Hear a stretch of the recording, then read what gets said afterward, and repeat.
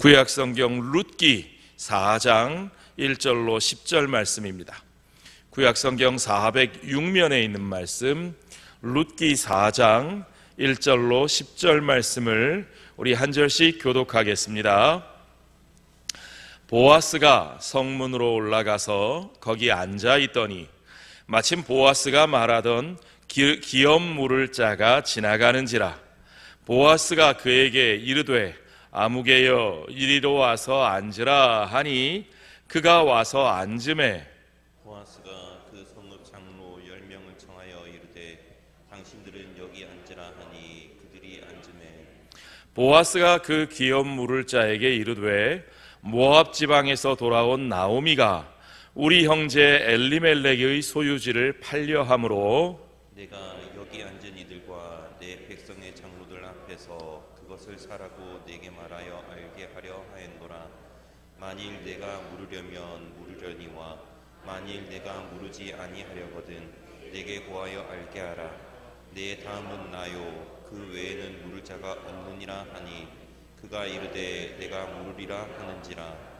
보아스가 이르되 내가 나오미의 손에서 그 밭을 사는 날에 곧 죽은 자의 아내 모압 여인 룻에게서 사서 그 죽은 자의 기업을 그의 이름으로 세워야 할지니라 하니 그 기업 물을 자가 이르되 나는 내 기업에 손해가 있을까 하여 나를 위하여 물으지 못하노니 내가 물을 것을 내가 물으라.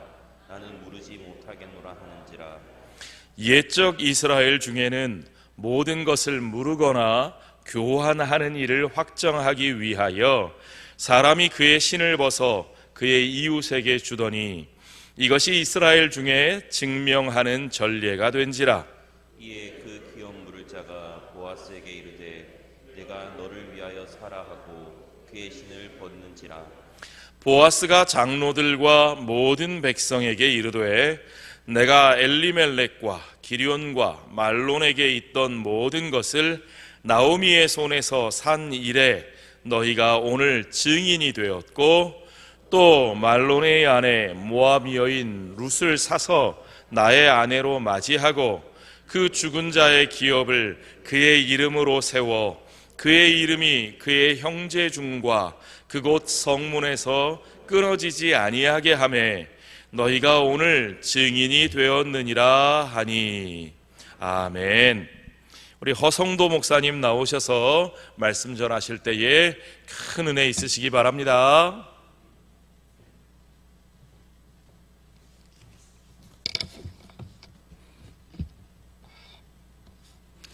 잠깐 기도하겠습니다. 사랑과 은혜가 풍성하신 우리 주 아버지 하나님이요, 하나님의 놀라운 섭리 가운데 3일간 우리를 보호하셨고 또한 주님의 이끄심 가운데 우리가 이 자리에 나와서 주께 예배 드릴 수 있는 은혜 허락하심에 참 감사합니다. 주 성령 하나님이여, 이 시간 주의 은혜를 간절히 구합니다.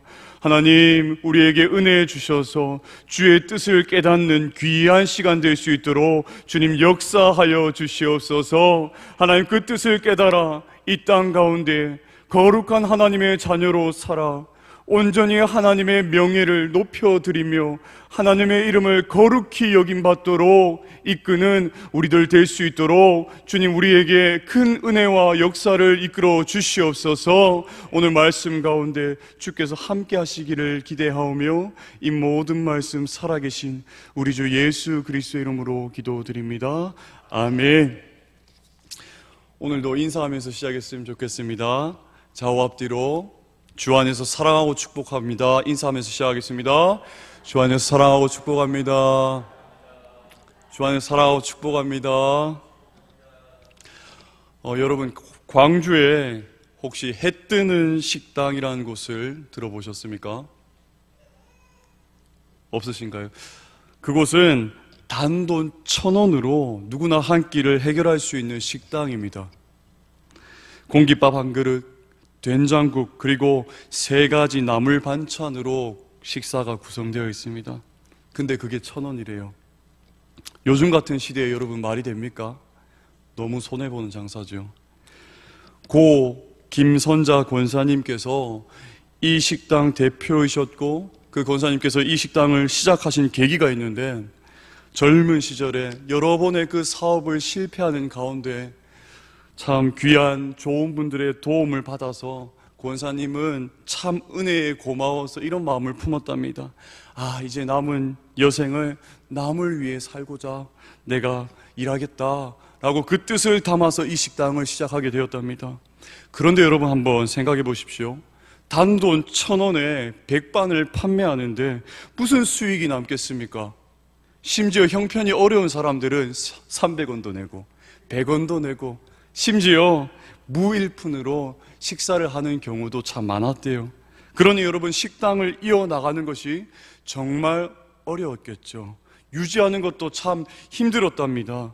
그런데 어렵게 식당을 꾸려나간다는 이 소식이 이곳저곳으로 전해지면서 곳곳에서 도움의 손길들이 이어져 나가기 시작했어요. 개인이든 기업에서든 십시일반으로 봉사하고 후원으로서 이 사랑의 나눔을 계속해서 이어나가고 있답니다. 2010년에 시작해서 2015년까지 우리 고 김선자 권사님께서 열심히 일을 하셨다가 주님의 부르심에 소천하셨고요. 그리고 그분의 딸이 이 기업을 이어서 계속해서 지금도 그 식당 사업을 하고 있답니다. 여러분, 우리가 질문을 한번 던져봤으면 좋겠습니다. 이 식당은 착한 식당일까요? 손해보는 식당일까요? 둘 다 맞습니다. 하지만 손해보는 식당이라는 표현이 조금 더 어울리는 듯합니다. 이익은 없고요, 희생과 포기, 적자, 손해만 남아 있습니다. 세상의 관점에서 보았을 때는 너무나도 미련한 행동, 바보 같은 행동입니다. 손해보는 장사, 솔직히 누가 하려 합니까? 저도 하기 싫어요. 그런데 여러분, 그 손해가 정말 손해만 남을까요? 그저 손해로만 남아있을까요? 어떤 선도 열매가 맺히지 못할까요? 오늘 하나님께서 어떻게 하나님의 그 귀하신 뜻을 이루어 가시는지, 또한 사랑하는 백성을 도구로 사용하셔서 하나님 나라를 확장하는데 어떻게 이끌어 가시는지 우리가 본문의 말씀을 통해서 똑똑히 살피며 은혜 받는 귀한 시간 되기를 간절히 소망합니다. 오늘 본문에 나오는 보아스란 인물은 그 길을 걸어갔습니다. 그것도 자원해서 걸어갔습니다. 룻기라는 이 말씀은 마지막 장과 첫 장이 큰 대조를 이루고 있습니다. 여러분들이 잘 아시다시피 죽음으로 시작을 했다가 생명으로 가득 채워지는 것을 우리는 보게 됩니다. 룻과 나오미는요, 흉년 가운데 사랑하는 남편을 모두 잃게 되었고요, 그래서 땅도 없고 당장 끼니를 해결할 방법도 없었던 사회적인 약자이고 나그네와 같은 텅 빈 인생이 그들의 인생이었습니다. 그러나 하나님의 놀라운 손길 가운데 하나님은 보아스라는 하나님의 자녀, 축복의 통로인 그 도구, 이 보아스를 보내주셔서 그들의 텅 빈 인생을 조금씩 채워가기 시작하셨습니다. 그리고 너무나도 놀라운 사실은 마음이 넓었던 보아스는요, 룻의 텅 비었던, 그냥 죽었던 그 룻의 청혼까지도 받아주기로 하였습니다. 자, 여러분, 우리가 여기까지만 보면 해피엔딩이에요. 보아스가 지금 마치 죽었던 자들의 기업을 다시 살려주겠답니다. 얼마나 기쁜 일인가요? 그런데 기쁨의 스토리도 잠시 위기가 찾아왔습니다. 3장 9절에 이렇게 기록되어 있습니다. 나보다 먼저 기업 물을 권리를 가진 자가 하나 있어요. 그의 의사도 우리가 먼저 들어봐야 돼요 라는 이야기. 자, 여러분, 이 이야기가 어떻게 흘러나갈까요? 우리는 보아스가 어떤 일을 했는지 주목해 볼 것입니다. 과연 보아스는 이 문제를 어떻게 해결할까요? 1절에 보시면 룻과 약속한 보아스는 이제 이 문제를 해결하기 위해서 지체하지 않고 곧장 성문으로 올라가서 앉았습니다. 여기에 나와서 있는 성문은 마을 중앙에 위치하고 있는 광장을 의미하는데, 고대 사회에서는 이 성문에서 마을의 정치적인 결정, 공적인 재판, 문화적인 큰 행사들을 치렀대요. 그러니까 보아스가 지금 기업 무르는 이 문제를 내가 스스로 뭔가 사적으로 해결을 하려고 한 것이 아니라 이스라엘 공동체 전체 앞에서 공적으로 보다 정의롭게 이 문제를 처리하려고 했다는 의미입니다. 그렇게 보아스는 공적으로 많은 사람들 앞에서 이 문제를 해결하기 위해서 성문으로 올라가고 기다리고 있었습니다. 그런데 그때 마침이에요. 성문을 우연히 지나가던 누가 오게 됐습니까? 누구를 만나게 됩니까? 바로 기업 물을 자를 만나게 됩니다. 마침이요, 마침.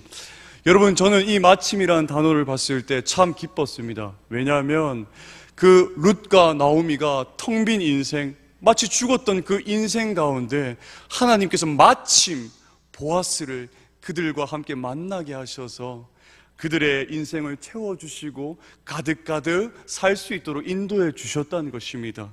그래서 이 마침이라는 단어를 봤을 때 하나님께서 이 일의 배후에서 일하고 계심을 확인하게 됩니다.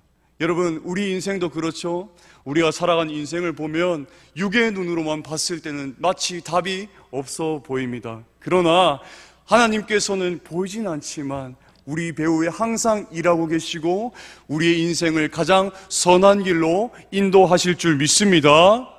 절묘한 하나님의 인도입니다. 그리고 이제 보아스는 10명의 장로들을 불러서 정식 재판을 시작합니다. 3절에서 4절에 보아스는 기업 물을 자를 불러서 이제 상황을 간략하게 설명하고 있습니다. 요약하자면 이렇습니다. 나오미의 남편 엘리멜렉은 죽고 그 땅은 이미 다른 사람의 소유가 되었어요. 당신은 이들의 빚을 갚아줌으로써 그 팔았던 기업의 땅을 다시 되찾아 이들이 기업을 보존할 수 있도록 도와줘야 합니다. 당신은 그 기업을 물을 의무가 있습니다. 지금 여기 10명의 장로들 앞에서 당신이 선택을 해야 하는데 만약 당신이 그 기업을 무르지 않겠다고 말을 하면 그 다음 순번인 제가 이 기업을 무르겠습니다 하는 내용을 전하고 있습니다. 이에 여러분, 기업 물을 자는 주저하지 않고 대답합니다. 내가 무르겠습니다. 여러분, 이게 어떻게 된 일인가요? 마침이라는 단어를 통해서 하나님의 배후, 그 섭리가 이루어지고 있다는 사실을 우리는 알고 있습니다. 그런데 지금까지 스토리만 보면 보아스와 룻이 결혼을 해야 하는데, 그런데 갑자기 등장한 기업 물을 자에게 지금 모든 것이 빼앗길 상황, 그 위기에 처하게 되었습니다. 모든 것이 꼬이는 것 같습니다. 기업 물을 자의 입에서 나온 그 한마디가 이제까지 보아스와 룻이 만들어 온 이야기들을 모두 엉망으로 만들 것 같습니다. 기업 물을 자의 대답을 듣고 이제 보아스는요, 급히 이렇게 말합니다. 그가 기업을 무르는 것이 어떤 의미를 지는지 자세하게 설명합니다. 5절입니다.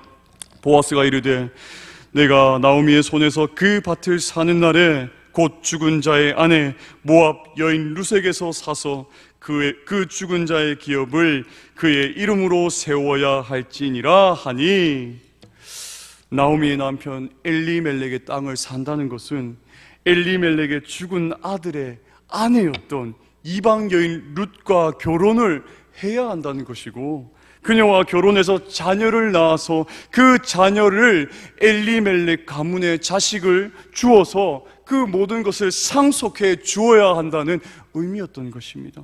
핵심은 이렇습니다. 당신은 이 기업을 무르는데 많은 돈을 써야 하고 나중에는 룻의 자녀에게 다 모든 것을 상속해 주어야 합니다 하는 것이 여러분 이 이야기의 핵심이었던 것입니다. 이 설명을 듣고 기업 물을 자는 다시 대답합니다. 6절에요. 나는 내 기업에 손해가 있을까요? 나를 위하여 무르지 못하노니 내가 물을 것을 네가 물러라. 나는 무르지 못하겠노라 하는지라. 기업 물을 자는 땅만 산다고 할 때는요, 좋다고 달려들었습니다. 계산을 해보니까 손해볼 장사가 아니었기 때문이죠. 아니, 손해가 아니라 엄청난 이득이 된다고 그는 판단했기 때문입니다. 왜요? 땅을 사고 나면, 나오미가 이제 죽고 나면 대대손손으로 그 땅은 자신의 땅이 되기 때문입니다. 그리고 나오미는 지금 이미 자식을 낳을 수 없는 상황이니까, 그렇기에 기업을 물을 자는 지금 이 땅을 사는 것은 좋은 투자이므로 처음에 그는 흔쾌하게 이 기업 물은다는 것을 의무를 다하려고 힘썼던 것입니다. 합법적으로 자신의 가문, 그 소유의 땅을 넓힐 수 있는 절호의 찬스, 기회였기 때문에 그는 그 의무를 다하려고 했던 것입니다. 그런데 막상 나오미의 땅과 함께 그 집의 어린 과부 그 룻과 결혼을 해야 하는 사실을 몰랐던 것이고, 그리고 그 룻과 결혼을 해야 하며 그 과부를 통해서 자식을 낳아 주어야 하고 그 자식으로 엘리멜렉의 가문을 이어가도록 해줄 뿐만 아니라 자신이 값주고 산 모든 땅까지 상속해야 한다는 것을 조건으로 들으니까 이제 이런 거예요. 자신의 재산에 이익이 되기보다는 큰 손해가 된다는 계약을 생각한 거예요. 계산한 겁니다. 기업 물을 자는 이 모든 것을 다 계산하고 기업 물을 권리를 포기하며 뒤로 물러선 겁니다. 마음이 바뀐 거예요. 위험을 감수하기 싫다는 겁니다. 여러분, 원래 기업을 물은다는 것은 자신의 손해를 입을 수밖에 없지만 자신보다 약하고 상한 그 친족을 돕기 위한 법입니다. 강한 자가 약한 자를 위하여 자신에게 있는 것으로 약한 자의 필요를 채우는 사회적인 안정망이었습니다. 바로 하나님 나라의 공동체성을 반영하는 너무나도 아름다운 제도였던 것이지요. 그런데 이 기업 물을 자는 처음 보아스의 제안을 들었을 때는 나에게 이익이 되구나 하고 판단하여서 이 기업을 물으겠다라고 말을 했던 것이죠. 그러다가 조금 더 세부적인 내용을 알게 되었을 때 자신에게 이익이 되기는커녕 더더욱 경제적인 손실을 당할 그 가능성이 큼을 확인하고 순간적으로 마음을 훅 바꾼 것입니다. 성경은 일부러 나는 무르지 못하겠노라 라는 말을 반복하고 있습니다. 기업 물을 자가 손사래를 치면서 얘기합니다. 나는 절대 그 기업을 무르지 못하겠다. 무르지 않겠어. 물러서는 모습을 성경은 분명하게 지적하고 있습니다. 8절에 보면 그는 이 포기의 증거를 어떻게 합니까? 신을 벗고 있습니다. 신을 벗고 있습니다. 이 행동은 나의 모든 기업 물을 권리를 포기하겠다는 의미입니다. 이것은 당시 사회에서는 대단히 창피한 일이었습니다. 왜냐하면 자신이 마땅히 감당해야 할 그 친족에 대한 책임을 회피하는 것이기 때문입니다. 자신의 사명을 회피한 것이에요. 사랑하는 여러분, 이 기업 물을 자의 모습을 보면서 오늘 우리의 모습은 어떠한지, 오늘날 세상 속에서 교회의 모습은 어떠한지 우리가 깊이 고민을 해보았으면 좋겠습니다. 우리의 본성상 우리는 무엇이 나에게 이익이 되는지를 먼저 파악합니다. 나에게 이익이 되는 것이라면 물불을 가리지 않고 먼저 챙기고 보는 것입니다. 반대로 내가 조금이라도 손해를 보는 그 관계 상황이 있다면 화를 내거나 언제든 가차없이 그 관계를 끌어버리는 것이 우리의 진짜 모습입니다. 모른 척 지나갈 때도 있고요.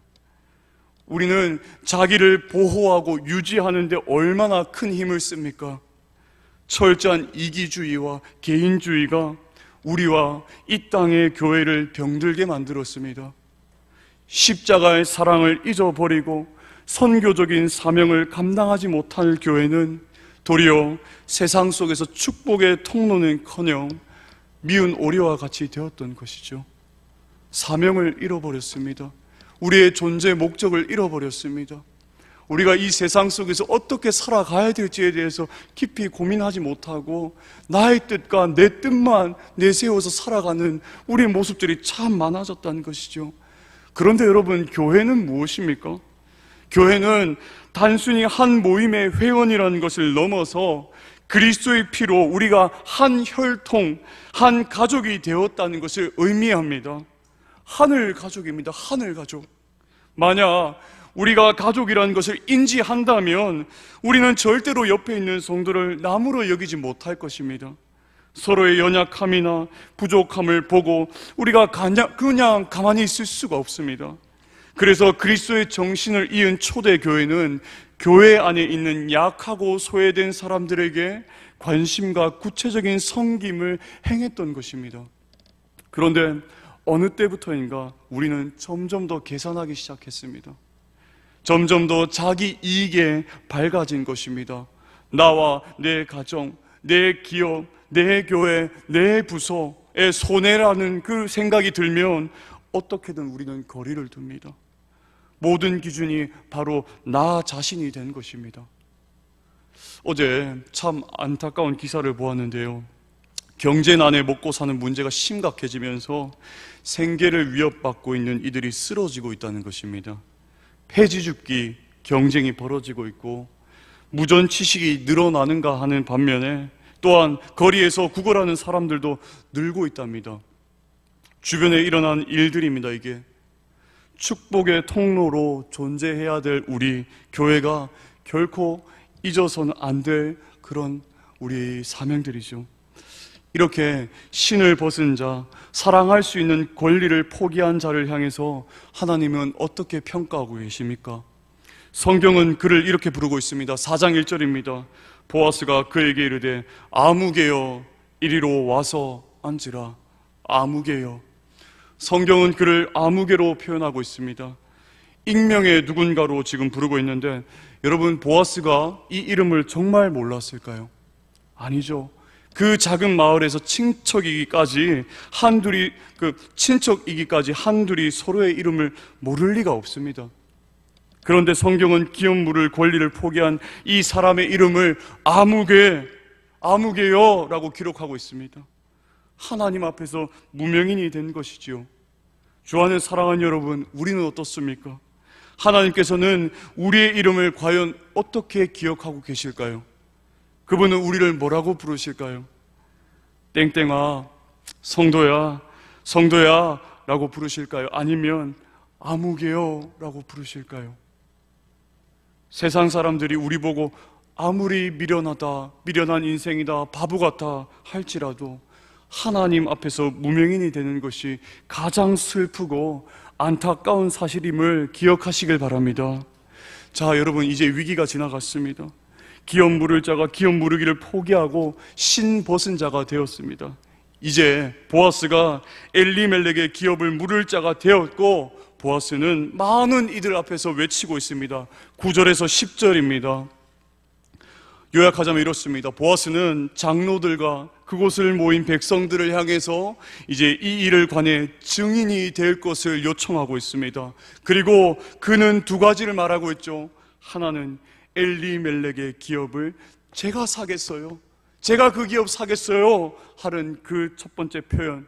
그리고 두 번째는요, 룻과 결혼해서 룻을 통해 자녀를 낳아 엘리멜렉의 가문을 이어주겠다는 것입니다. 여러분, 상식적으로 참 이해하기 힘든 것 같아요. 보아스의 이 선택은 자기와 자신의 그 기업에는 아무런 도움이 되지 않을 뿐 아니라 오히려 손해를 끼치는 일입니다. 시간 낭비고 돈 낭비죠. 허비입니다. 땅을 소유해도 결국에는 엘리멜렉의 가문에게 주어야 할 땅이지요. 자신에게 이득이 될 만한 것은 아무것도 없습니다. 그런데 보아스는 바로 그 손해를 선택했다는 것이죠. 그것도 자원해서 선택했습니다. 그런 면에서 여러분, 보아스는 바보입니다. 바보. 미련해 보입니다. 참 어리석어 보입니다. 여러분, 중국의 선교의 아버지인 허드슨 테일러라는 목사님이 계시는데요, 그는 회심한 이후에 나는 하나님 나라의 일을 위해서 열심히 일하겠어 하고 결심을 하고 중국의 영혼들을 위해서 헌신하기로 결단했습니다. 열심히 기도로 준비했고 말씀으로 준비했고, 그리고 전도하기 전에 그 중국에 있는 문화들을 먼저 이해하고 먼저 그 부분들을 체험하고 준비를 했습니다. 여러분, 그 사람의 전도는 아주 독특했습니다. 26세에 어느 지역에 가서 전도를 했는데 사람들이 이 테일러의 복음을 듣기보다는 그의 복장에 더 호기심을 느끼는 것입니다. 눈이 파랗고 머리 색깔이 다르고 키가 크니까 사람들이 이 테일러를 너무나도 신기한 존재로 바라본 것입니다. 이 사실을 알고 나서 그가 어떻게 했느냐, 그는 중국인 옷을 입고 그 풍습을 따르는 중국인이 되고자 결심했어요. 그런데 그 삶이 어떻습니까? 자신이 이전에 살았던 그 삶과는 좀 비교할 수 없었던 거예요. 참 복잡하고 힘들었던 것입니다.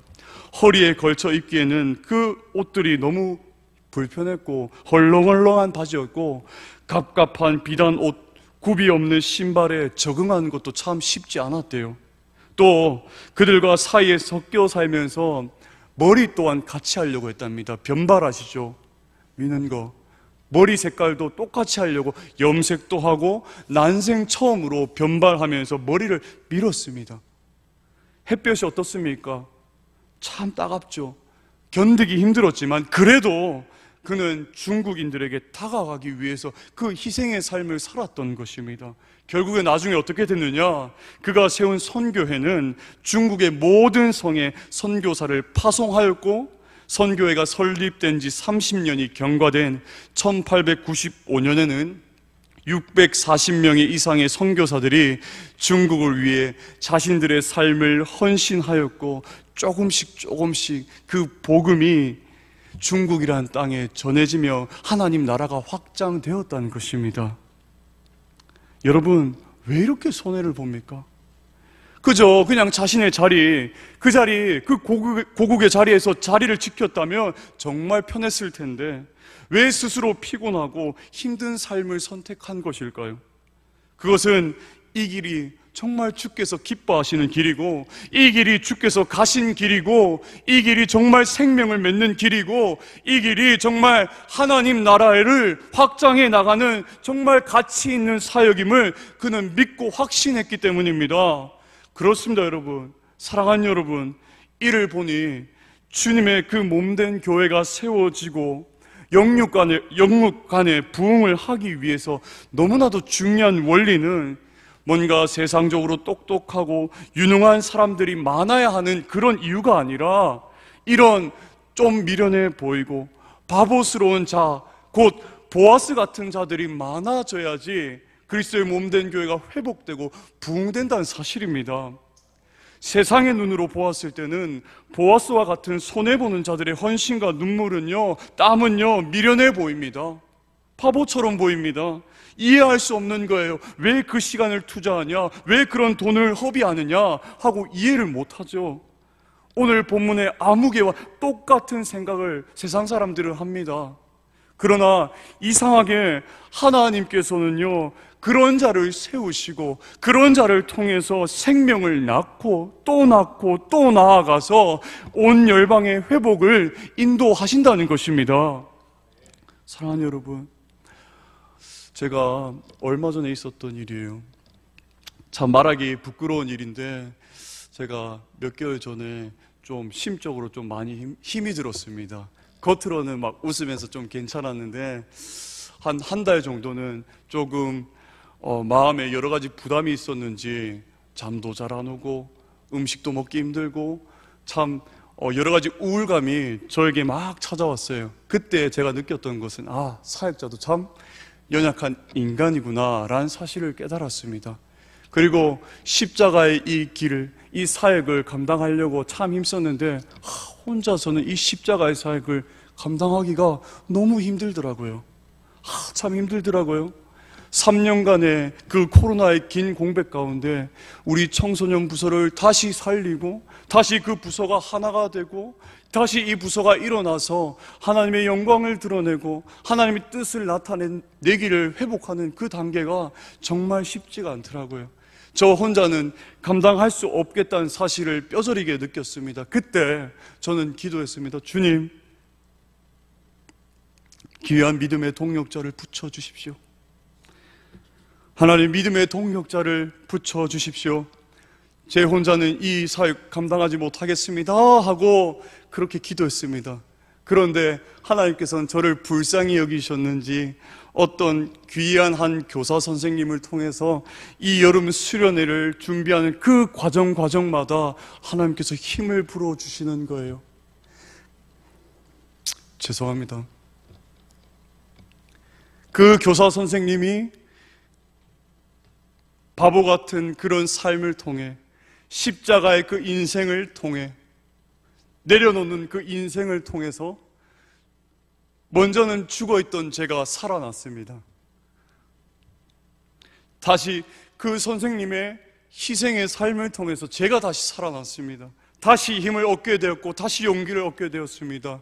그리고 그분의 그 십자가의 삶이 홀로 끝나는 것이 아니라 또 다른 나눔이 되고 또 다른 희생이 되고 또 다른 사랑으로 열매를 맺히게 되는데 얼마나 감사했던지, 십자가를 홀로 지는 것이 아니라 결국에는 우리가 함께 지어갈 때에 이 하나님 나라를 위한 사역을 우리가 감당할 수 있다는 것입니다. 믿으시죠? 정말 이상하게도 하나님은요, 그런 희생과 그런 자원함과 그런 겸손함과 그런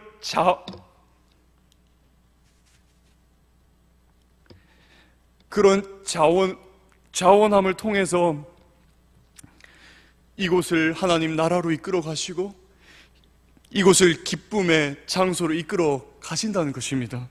여러분, 우리가 잊고 있었던 사실이지만 예수님은요, 그 원리를 이 땅에 계실 때 끊임없이 말씀하시고 가르치셨어요. 저 사람에게 너가 상처를 받았지만 먼저 너는 그를 용서해라. 원수를 미워하지 말고 도리어 그를 위해 기도해라. 누가 내 오른뺨을 때리거든 왼뺨도 돌려보내라.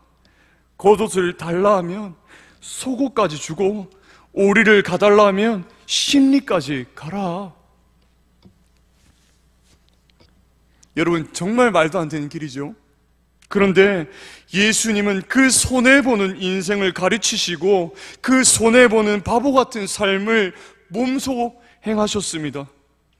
그분은 하나님 나라의 영광 그 보좌에 앉으신 채로 인류의 구원 사역을 홀로 이루신 것이 아니라, 그렇게 이루신 것이 아니라 오히려 하늘의 영광 그 보좌 모든 것을 버리시고 낮고 천한 그 몸으로 이 땅에 오셔서 낮은 자로서 그 사역을 감당하셨다는 사실을 여러분 기억하시길 바랍니다.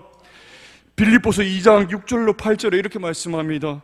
그는 근본 하나님의 본체시나 하나님과 동등됨을 취할 것으로 여기지 아니하시고 오히려 자기를 비워 종의 형체를 가지사 사람들과 같이 되셨고 사람의 모양으로 나타나사 자기를 낮추시고 죽기까지 복종하셨으니 곧 십자가의 죽으심이라. 아멘.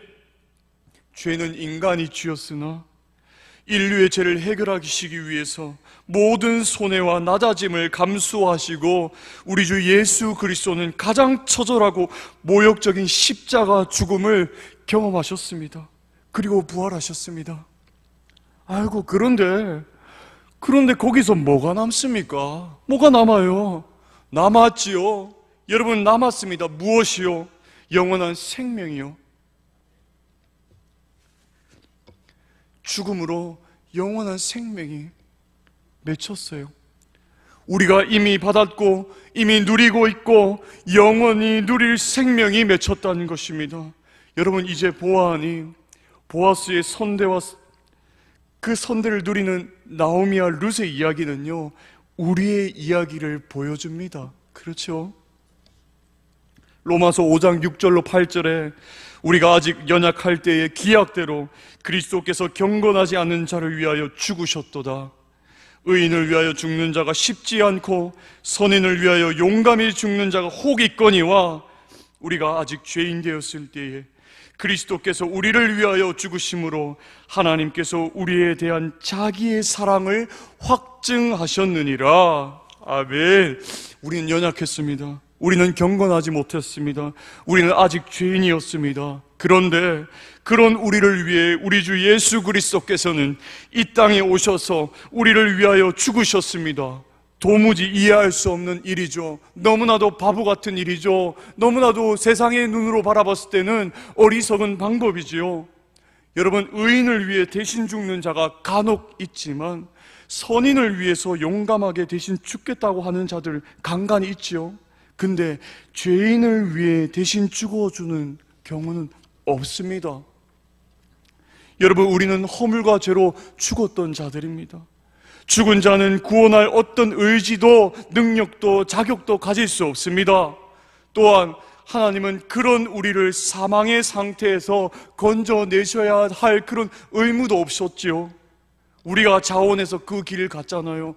우리가 자원해서 그 죄의 죽음의 길로 우리가 뛰어들었는데, 그런데 우리가 여전히 죄인이었던 그때 우리 주 예수 그리스도께는 우리를 위해서 주님께서 죽임을 당하셨습니다.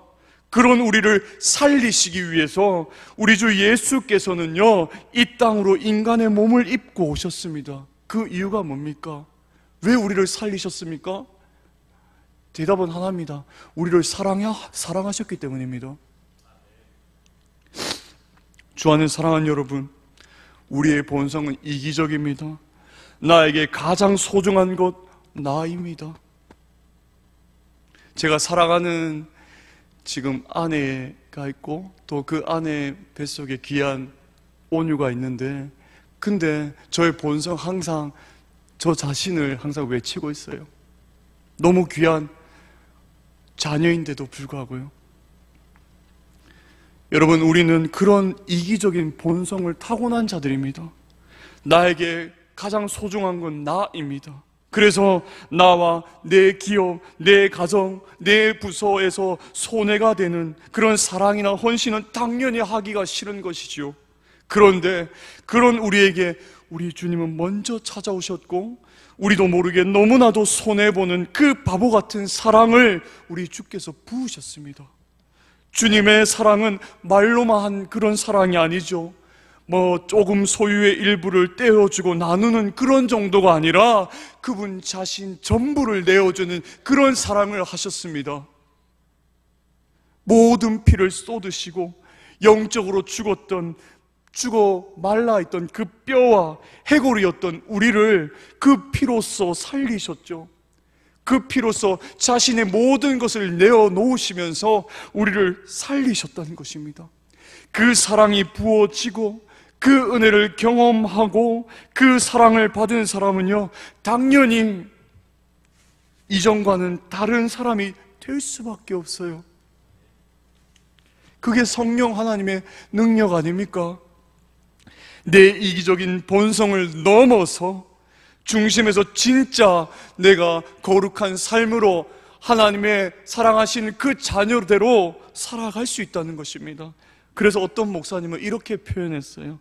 바보 같은 사랑을 받아 바보 같은 사랑을 하는 그 바보를 닮은 작은 바보들이 나오는 것이라고요. 여러분, 이제야 우리가 깨닫습니다. 하나님 나라의 확장은요, 뭔가 힘이 아니에요. 칼도 아니에요. 세상 사람들이 말하는 손해보는 삶을 통해서 하나님 나라가 결국에는 확장된다는 사실입니다. 미련해 보이는 그 삶을 통해서 하나님 나라가 점점 더 확장이 되어가요. 주님은 한 명 한 명의 그 십자가 지는 삶을 사용하셔서 당신의 그 크신 뜻을 이루실 것이고, 결국에는 온 열방의 회복을 이루실 줄 믿습니다. 여러분, 이제 여름 성경학교 남았죠. 여름 수련회 있습니다. 우리 사랑하는 유치부 학생들, 우리 초등부 학생들, 청소년부 학생들, 그리고 청년들까지 우리 다음 세대를 위해서 꼭 기도해 주시길 바랍니다. 꼭 어떻게 보면 시간을 손해보는 것이죠. 때론 물질로 내가 손해볼 수도 있죠.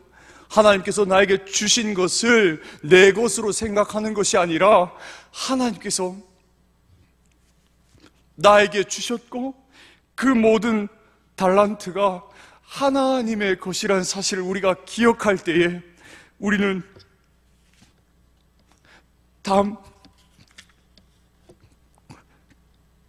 그 다음 세대의 어린 영혼들을 위해서 봉사할 수 있고 기도할 수 있고 물질로서 다양하게 헌신할 수 있을 줄 믿습니다. 주 안에 사랑하는 여러분, 우리는 이제 끊임없이 선택을 강요받으며 이 땅에서 살아가고 있는데요, 우리는 선택을 하면서 살아가야 돼요. 결국에는 두 가지 선택길이 남아 있습니다. 첫 번째, 세상에서 똑똑하고 지혜롭고 유명하다고 평가받지만 하나님 나라에서 이름조차 보이지 않는 암흑의 삶.